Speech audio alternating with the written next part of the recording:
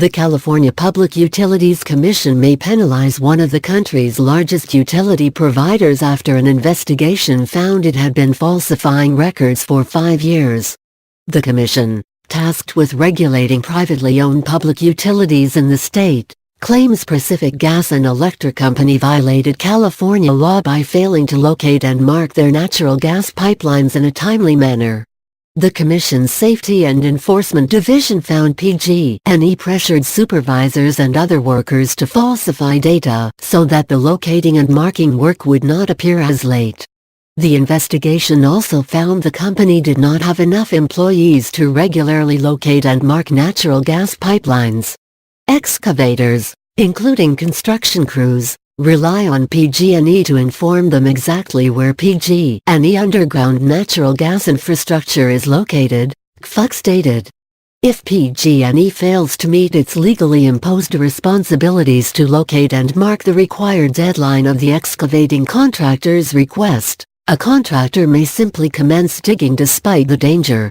And while there may not always be immediate consequences to hitting a pipe, damage can sometimes take years to manifest itself, the report said.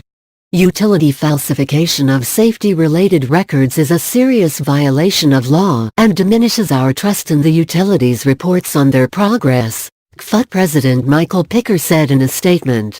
These findings are another example of why we are investigating. Friday, the CFUC launched a proceeding, similar to a court case, to consider penalties the utility company may have to face for the false records and safety violations that began in 2012, 2 years after a company pipeline exploded, killing 8 people and damaging dozens of homes in San Bruno, California. At the time, the utility company said it was working to improve the safety of its pipeline operations. Following the explosion, PG&E was placed on probation and fined $1.6 billion by the Commission for unsafe operation of its gas transmission system. Last year, the company was sentenced to another 5 years of probation and fined $3 million. In a statement, PG&E said it agreed with the findings in the new investigation and will be working with the Commission. We're committed to accurate and thorough reporting and record keeping, and we didn't live up to that commitment in this case, PG&E spokesman Matt Nauman said. Once that became apparent, we took and continue to take additional actions to meet the regulatory standards related to our locate and mark record keeping. Those actions, Nauman said, include updating the company's ticket tracking system, reviewing audit protocol, hiring more employees and training them better.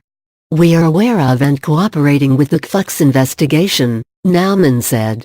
We are fully committed to keeping our customers, communities and co-workers safe every single day.